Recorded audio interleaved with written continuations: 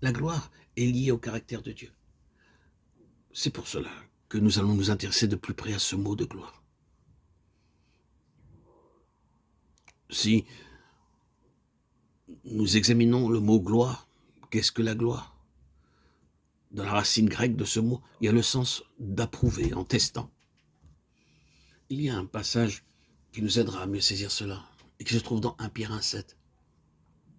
Si vous lisiez cela dans l'original grec, vous trouveriez dans ce verset 3 mots qui ont le même préfixe do, indiquant qu'ils contiennent une idée commune, afin que l'épreuve d'okimion de votre foi plus précieuse que l'or périssable, qui cependant est éprouvé, testé, dokéo, par le feu, et pour résultat la louange, la gloire, doxa, et l'honneur. Lorsque Jésus-Christ apparaîtra à Pierre 1,7,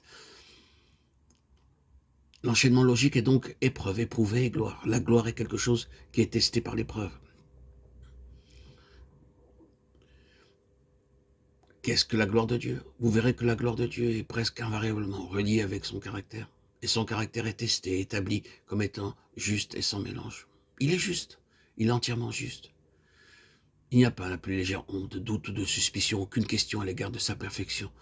La gloire est reliée avec son caractère.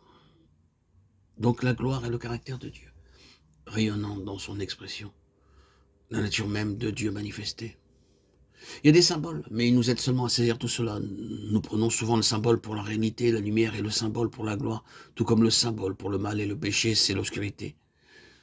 La réalité, c'est l'essence de la nature de Dieu et de son être. Et quand vous parvenez à cela, vous voyez que ce qui était symbolisé par la lumière, c'est la gloire.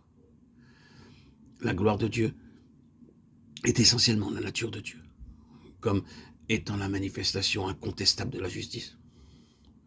Avant d'aller plus loin, considérons encore une chose. Qu'est-ce que l'évangile, cette bonne nouvelle de la gloire de Dieu? C'est que tout soit comme il est lui, car tout dans son univers sera une manifestation de lui-même et de sa nature. Nous sommes appelés à cette gloire éternelle. Permettons que cela domine ce que nous sommes en nous-mêmes et considérons ce qu'est notre appel. Voyons combien grand est cet évangile. Qu'est-ce que vous ressentez à l'égard de vous-même? Aucun espoir de parvenir à la gloire, c'est-à-dire aucun espoir de manifestation de justice et de sainteté. Et cependant, l'évangile qui est venu vers nous est une bonne nouvelle. Que de possibilités, quel espoir! Bien-aimés frères et sœurs en Christ, mes chers amis, auditeurs, auditrices, nous sommes maintenant enfants de Dieu. Est-ce que nous n'aura pas encore été manifesté? Nous savons que lorsqu'il paraîtra, nous serons semblables à lui, parce que nous le verrons tel qu'il est. 1 Jean 3,2. C'est la perspective de l'évangile de la gloire. Frères et sœurs, mes chers amis, accrochons-nous fermement à cela.